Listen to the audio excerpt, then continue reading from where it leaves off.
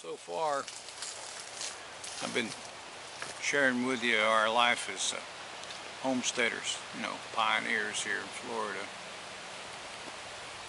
But now, since we had the two dogs and the horse, everything changed for us here. And we're now going to become ranchers and try to earn a living by herding these cows. Zach, he really liked the idea of having that horse, and he was getting to the point now where he could ride pretty good. So I put him on that marsh tack, and he took off like the wind, and he just loved it.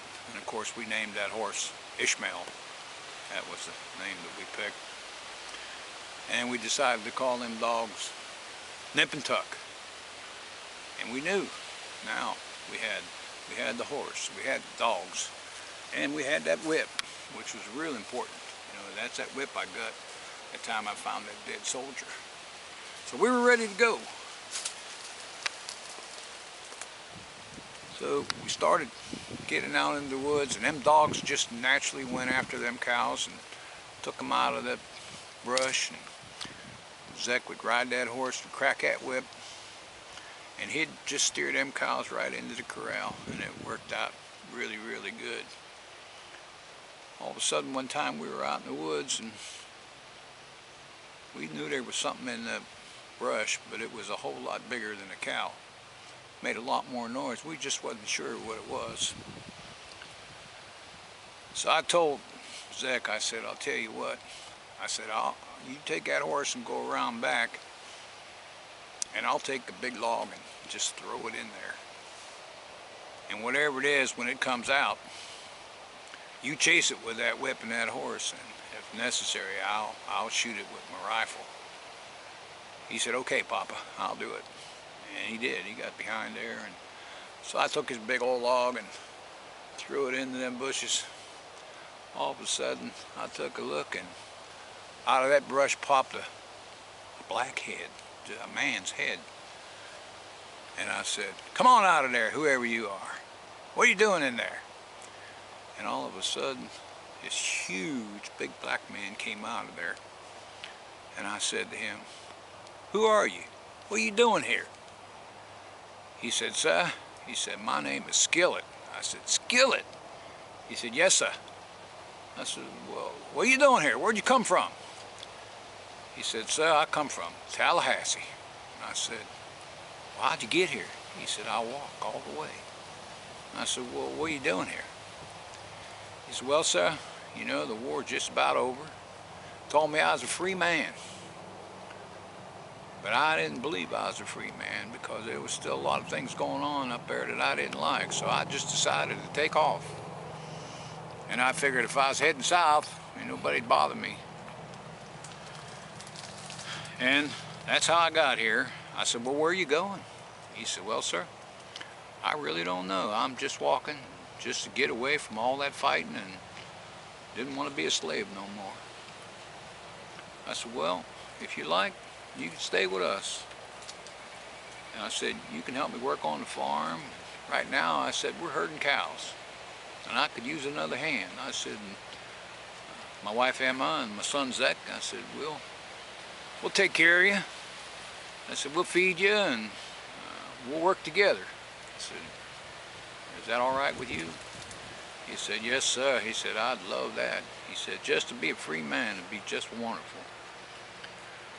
So he was real happy to stay with us. As a matter of fact, I want to mention, but a long way down the road, old Skillet, he took the McIvy name. He became part of our family, and I was really thankful for that, because he was a good man, and we got along quite well. So we started rounding up these cows in about 1867. We had a lot of cows in the holding pen. So I figured I'd go over to the trading post in Fort Pierce and see about selling them. I knew them steamships would be coming down there all the time, and so I went over there and I saw the steamboat and went into the trading post and I talked to the fellow there and the manager of the trading post, and he told me that they weren't buying any cows over there in Fort Pierce, and the reason was you had to send them over to the west coast, over near Fort Myers, in a place called Punta Rasa. And I said, well, why's that? He said, well, he said, them steamboats, he said, they get out there in that water, in that ocean, he said, them flipping around, he said, it's just too hard to put them cows on there. Number two, he said, they ship all them cows to Cuba, Key West. Well, it's a lot shorter if you're over on the Gulf side to do that than you would be over in the Atlantic. He said, so if I was you, he said, I'd drive them cows over to Punta Rasa and you could sell them over there. I said, well, where is this here, Punta Rasa? How do you get there? He said, well, where you live? And I said, well, we live on the east bank of the Kissimmee River. They said, we're a little north of Fort Bassinger. He said, well, that'd be real easy. He said, you just follow that Kissimmee River. He said, and that Kissimmee River goes right into Lake Okeechobee. And then once you get to the lake, all you got to do is go around the lake on the west side and head down until you hit the Caloosahatchee River. When you get to Caloosahatchee River, you follow that until you get into Fort Myers, and on the other side of Fort Myers, where that river dumps out into the Gulf of Mexico, that's Punta Rasa. He said that's where all the cattle taken, and that's where they're driven down there and put on those steamboats and sent into Key West and Cuba. So I decided that would be a good thing for us to do. I went on back and talked to Emma. I told her we was going to head on over to Punta Rasa with these cows. And she said to me, Tobias, there ain't no way you can do that with just me and Zach and Skillet. You're going to need to have a couple of drovers to help us out. And I said, well, Emma, we don't have no money to pay those drovers. And she said, well, you don't have to pay. We'll take care of them, we'll feed them, and when we get over there and sell the cows, then they get their pay. You know, I finally realized that woman was a mite smarter than I thought. And I said, well, where do you think we can get these drovers? She said, well, you know, Kissimmee is a big cow town. That's a cowboy town, and I think that's where you need to go in order to find somebody to help us. It was a spring of 1868. Here we've been in Florida now about 10 years. We've come a long way, but I think we were starting to make some progress. I really wanted to get into the cattle business, no question about it. I knew that was the only way we could survive and make money. So I went to Kissimmee, and I saw this man sitting in front of the saloon. I didn't know it at the time, but he'd been thrown out of that saloon for drinking too much, I guess. And I asked him, I said, what's your name, fella? He said, my name is Frog. I said, well, Frog, I was wondering if you might help me. I said, I'm looking to find some drovers to help me drive some cattle over to Fort Myers area. And he said to me, well, sir, I'm a drover. I got experience. I know how to handle that. I know what to do. And I said, well, I pay 50 cents a day. I don't know if that'll suit you. Now, we give you room and board, but I said, I can't pay you until we get over to Fort Myers and sell them cows. But if you think that you'd be agreeable to that and you could do a good job, I'd like to have you hire on. And he said, well, sir, he said, under one condition. He said, I got a friend of mine down here by the name of Bonzo. And Bonzo, I kind of take care of him because he ain't real smart. And I've been watching out for him for a long time. So if he'd be willing to go, and he's a good drover, don't get me wrong, you know, he just ain't really, he just ain't that smart. He said, we'd both come with you, and I don't have a problem with 50 cents a day, and you can pay me when we sell them cattle. So we went down the street there, and we met Bonzo, and they both agreed that they'd come. So I knew then we was ready to do this drive to Punta Rassa. But before we left, I went down to the store there, and I had this sign made for 75 cents. And I tacked that sign on the side of my wagon. And I knew then that people would know that we were in the cattle business. I wanted to look like we were official, okay? So we got back, and Emma helped us load up the wagon, and she drove the wagon. And Zek, he rode on Ishmael, and Frog and Bonzo, they had their own ponies. Skillet, he walked along most of the way, and I rode the wagon, and I also had that horse that I found from a dead soldier that time when I was up in Olustee with that big battle. So we had enough transportation, and we started herding them cows. So we went south to Fort Basinger, and we had to get across that river to the west side. So they had a ferry there, and we were able to put the wagon on the ferry. It cost us $2 to do that. But the men and the horses, the cows, we all swam across the river, so we didn't have to pay none for them. About 2 days after we crossed the river, we picked up another 65 cows from a homesteader named Sam Lowry. And I told Sam, I said, I couldn't pay you until we sold these cows, but I would do that on the way back, on my return. So we agreed to do it that way, and we shook hands, and that's how business was done in them days. You know, you just did it on a handshake, and people either trusted you or they didn't. So about 3 days later, we were near the edge of this swamp, and we saw a pack of wolves that was ready to attack the herd. We fought them off with torches and fire, kept them away, and the dogs fought them off, keeping them and the herd from stampeding. You know, we had to worry about that all the time. Another week later, we were at the dead end near this swamp, and I met this old Temuca Indian, and he said to me, "You need to go back." And I said, "Well, sir, if we go back, it's going to cost us a lot of time." He said, "You need to go back and go south and then cross the river." Well, I decided against his wishes, or his advice, that I would take about 6 cows and head through that swamp, see if I could get through there. Well, it wasn't too long after we entered that swamp, all them gators come after us, and they ate all 6 of them cows, killed every one of them.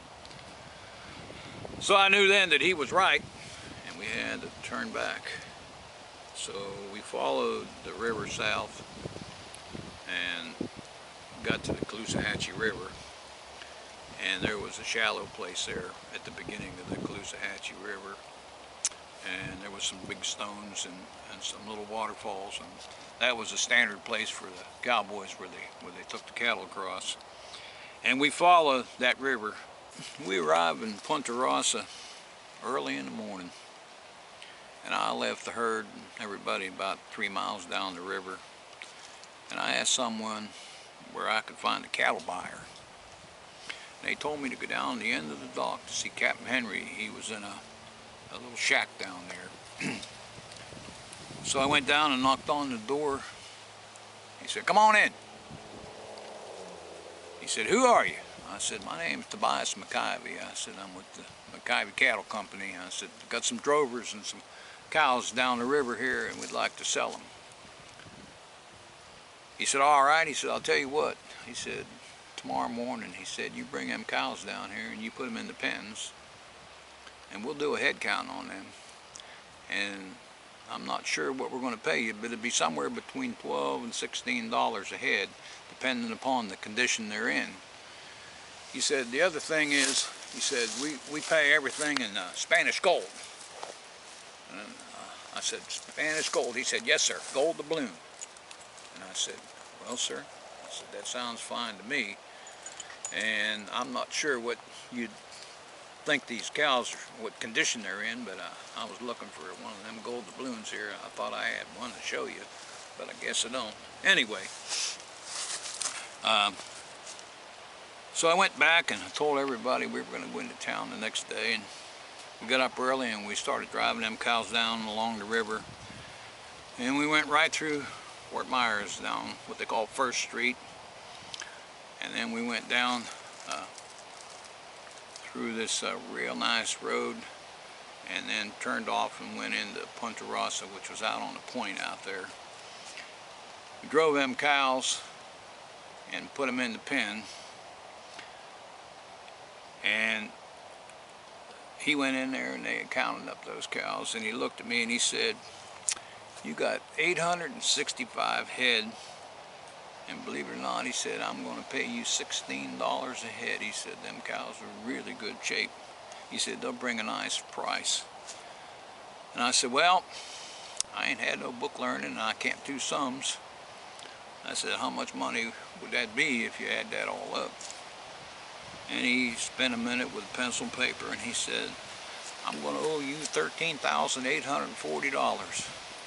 I want to tell you, sir, I could hardly believe it. To me, that was like a fortune. Never heard it. So much money in my whole life.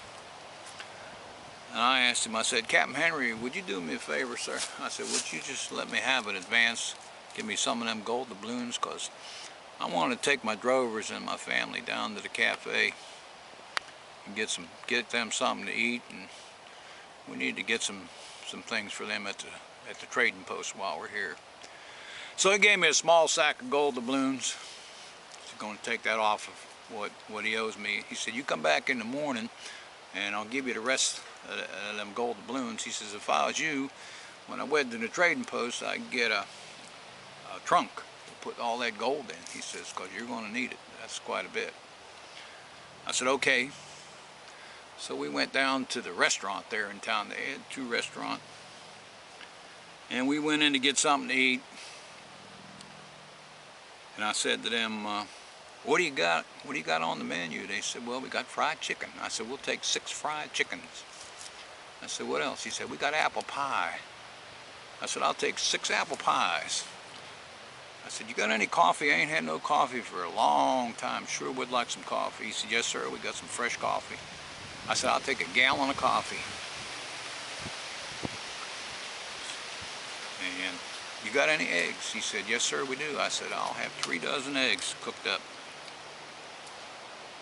We could hardly wait. So the man went in the back in the kitchen. He come back out and he said, we got everything you want, sir. He said, there is one little problem. He said, the man that owns the restaurant told me the black fellow there, he ain't going to be able to eat in the restaurant with you. He has to eat out on the back porch. I said, well, I don't think that's right. I said, I'll be back in a minute. So I went out to the wagon. I don't know if you remember, I was telling you about that pistol that I got from that dead soldier.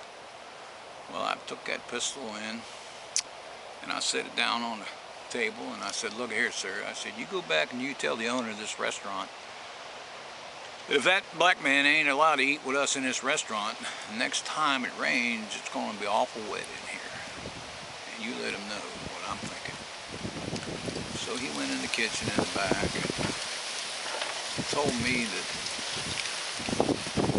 they thought it over and they decided that it'd be all right for a skillet to eat with us. And I said, well, sir, I'm glad to hear you've seen it my way.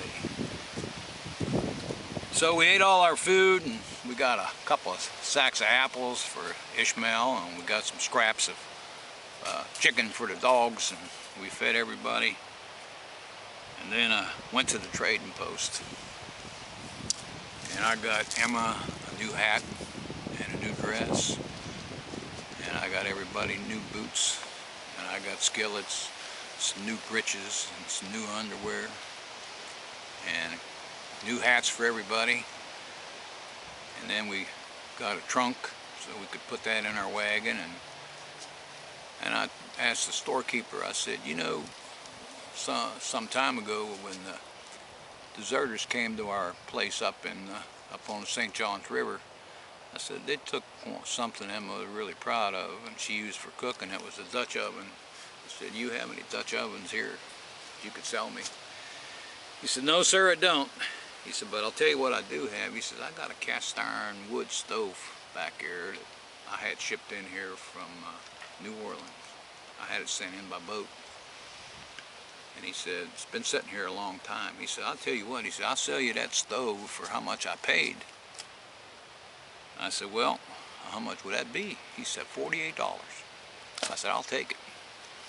I said, but don't tell anybody I'm getting that stove. I want to surprise Miss Emma with that. So, we come back the next day, and Captain Henry gave me my gold doubloons and the sacks. And I paid Frog and Bonzo what I owed them, and I gave each of them a $100 bonus. And I asked them if they would like to continue working for me and being a drover, and they said they would. But they decided that they didn't want to come back with us right away. They said they had something to do downtown there in Fort Myers, and it'd take them a day or two to take care of that, and they wanted to know if that'd be all right if they catch up with us later. And I said, no problem. I gave Skillet a whole bag of gold doubloons, and he just couldn't believe it. He said, I never thought I'd be a rich man, and here I am, a rich man. And I said, well, if you want to stay with us and the family, you're welcome to do so. He said, yes, sir. He said, I'm not going nowhere. I said, I'm going to be with you folks the rest of my life.